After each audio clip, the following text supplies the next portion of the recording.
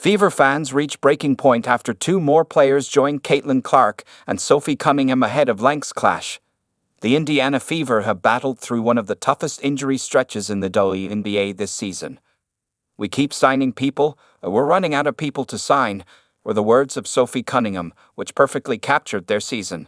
How often do you see Caitlin Clark, her backup Sydney Colson, and the reinforcements, Aari McDonald and Odyssey Sims, all go down with injuries?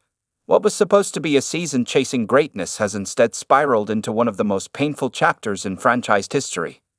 Stephanie White and co. are heading into a crucial stretch that will see them face the Lynx again, followed by the Storm and the Sparks.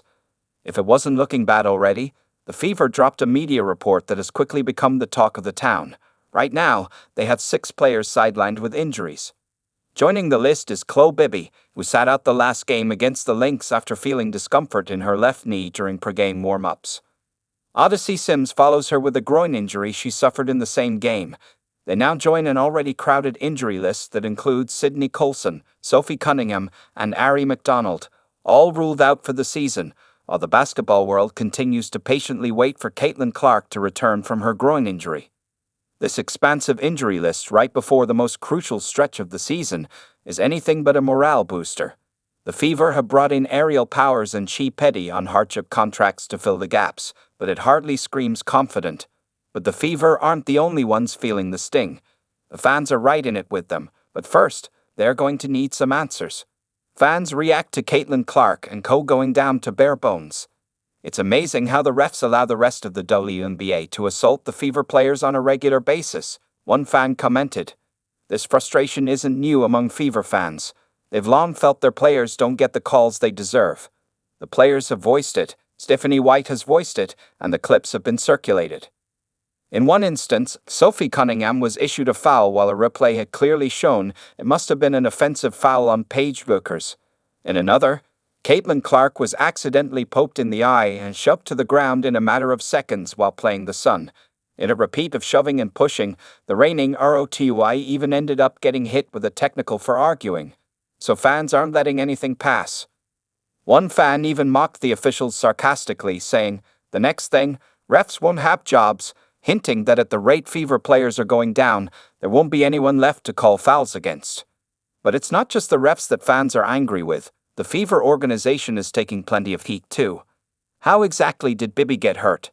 This team is ridiculous on updating fans. "We already know CC's injuries are being misreported," one fan commented. Be it with Clark updates, including her delayed bone bruise report, or with Cunningham, the Fever seem to have held back info. It was only after Sophie revealed on her podcast that she had suffered an MCL tear that the fans knew the details. They're going to keep writing, right growing, for Clark, but she's now on that ankle bone bruise timeline, whether they want to admit it or not. One fan said, "When Clark went down with her 3rd groin injury, the team initially labeled it as day-to-day. It's been 14 games since, and the status has only been updated to no fixed return." The same seems to be happening with Bibby, with no concrete information as of yet. The Australian hooper, who signed with the Fever on July 25 and impressed by averaging 9 points per game, earned herself a rest-of-the-season contract on August 1. Just 23 days later, she's already sidelined with an injury. And she has company. Odyssey Sims, signed on a hardship contract on August 10 and rewarded with another the following week while averaging 8.5 points per game, is now also sidelined with a groin injury. So what's really going on with the Fever? Why are so many players getting hurt? One frustrated fan echoed the sentiment. What are they doing to them in the weight room and at practice?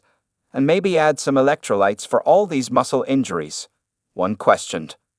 We don't know the cause, but the Fever have, nonetheless, ensured to remain resilient.